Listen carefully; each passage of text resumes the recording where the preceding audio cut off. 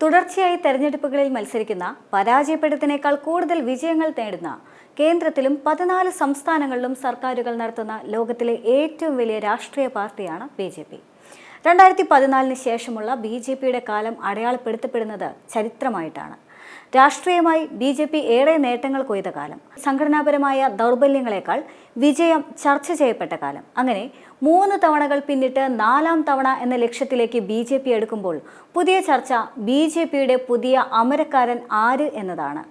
നിലവിലെ അധ്യക്ഷൻ JP നദ്ദയുടെ കാലാവധി നേരത്തെ അവസാനിച്ചതാണ്. എങ്കിലും ലോക്സഭാ തെരഞ്ഞെടുപ്പ് അടുക്കമുള്ളവ പരിഗണിച്ചുകൊണ്ട് ഇത് നീട്ടി നൽകുകയായിരുന്നു. നിർണായകമായ ഒരു വിവരം ഇപ്പോൾ പുറത്തുവരുന്നത് BJPയുടെ ദേശീയ അധ്യക്ഷ സ്ഥാനത്തേക്ക് വനിതകളെയാണ് പ്രഥമമായി പരിഗണിക്കുന്നത് എന്നതാണ്. JP നദ്ദയ്ക്ക് പകരക്കാരിയെയാണ് അവർ തേടുന്നത് എന്നർത്ഥം. പുതിയ കാലത്തിന്റെ ആവശ്യം കണക്കിലെടുത്ത് BJP വനിതയെ അമരക്കാരിയായി നിയമിച്ചാൽ അത് ചരിത്രമാവുമെന്നാണ് വിലയിരുത്തൽ. BJP അധ്യക്ഷനെന്ന നിലയിൽ JP നദ്ദയുടെ കാലാവധി 2023 ജനുവരിയിൽ അവസാനിച്ചു. എന്നാൽ ലോക്സഭാ തെരഞ്ഞെടുപ്പിൽ പാർട്ടിയെ നയിക്കാൻ അദ്ദേഹത്തിന്റെ കാലാവധി 2024 ജൂൺ വരെ നീട്ടി നൽകുകയായിരുന്നു. ഏതാണ്ട് 1 വർഷം കഴിഞ്ഞിട്ടും ഇതുവരെയും പകരക്കാരെ നിശ്ചയിക്കാൻ പാർട്ടിക്ക് കഴിഞ്ഞിട്ടില്ല. ഇതിനിടയിലാണ് 3 വനിതകളെ ഈ സ്ഥാനത്തേക്ക് പരിഗണിക്കുന്നുവെന്ന വിവരം പാർട്ടിയുമായി അടുത്ത വൃത്തങ്ങൾ പങ്കുവയ്ക്കുന്നത്. വിഷയത്തിൽ മുതിർന്ന പാർട്ടി നേതാക്കൾ വിപുലമായ ചർച്ചകൾ നടത്തിവരികയാണ്. നിർമ്മല സീതാരാമൻ, D. പുരന്തേശ്വരി, വനതി ശ്രീനിവാസൻ തുടങ്ങിയ നേതാക്കളാണ് പ്രധാനമായും ഈ സ്ഥാനത്തേക്ക് പരിഗണിക്കപ്പെടുന്നത്. അതിൽ ആർക്ക് നറുക്കു വീഴുമെന്ന് ഇതുവരെയും തീരുമാനം ആയിട്ടില്ല. എങ്കിലും അധ്യക്ഷ സ്ഥാനത്തേക്ക് ഒരു വനിത തന്നെ വരുമെന്ന കാര്യത്തിൽ ഏകദേശം ധാരണയായിട്ടുണ്ട്. BJP ദേശീയ അധ്യക്ഷനും കേന്ദ്രമന്ത്രിയുമായ JP Nadda, general secretary BL Santhosh എന്നിവരുമായി പാർട്ടി ആസ്ഥാനത്ത് അടുത്തിടെ ഉന്നതതല യോഗം നടത്തിയ കേന്ദ്ര ധനമന്ത്രി നിർമ്മല സീതാരാമനാണ് ഇക്കൂട്ടത്തിൽ കൂടുതൽ സാധ്യത കൽപ്പിക്കപ്പെടുന്നത്. നിർമ്മലയുടെ സ്വീകാര്യതയും അനുഭവ സമ്പത്തും നേതൃപാടവവും അവരെ ഈ സ്ഥാനത്തേക്ക് പരിഗണിക്കപ്പെടുന്നവരിൽ മുൻനിരയിൽ എത്തിക്കുന്നുമുണ്ട്.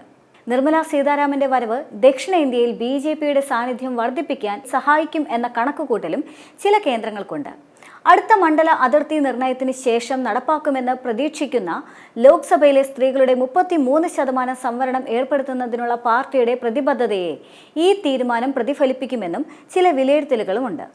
മുൻപ് പ്രതിരോധ മന്ത്രിയായി സേവനമനുഷ്ഠിച്ചിട്ടുള്ള അവർ പാർട്ടിയുടെ സംഘടനാ തലത്തിൽ ആഴത്തിലുള്ള വേരുകളുള്ളയാളാണ്. അതിനാൽ തന്നെ അനുഭവ സമ്പത്തും പാർട്ടി ഘടകങ്ങളിലെ പരിചയവും നിർമ്മലയെ കൂടുതൽ സാധ്യതയുള്ള വ്യക്തിയാക്കി മാറ്റുന്നുണ്ട്. എങ്കിലും വേറെയും പേരുകൾ പാർട്ടിയുടെ പരിഗണനയിൽ ഉണ്ട് എന്നതാണ് ലഭ്യമായ വിവരം. ഇനി സാധ്യത കൽപ്പിക്കപ്പെടുന്ന മറ്റ് നേതാക്കൾ ആരെല്ലാമാണ് എന്ന് കൃത്യമായി പരിശോധിക്കാം. ഇക്കൂട്ടത്തിൽ BJPയുടെ ആന്ധ്രാപ്രദേശ് മുൻ സംസ്ഥാന പ്രസിഡന്റായ D. പുരന്തേശ്വരിയാണ് മറ്റൊരു പ്രധാന പേര്.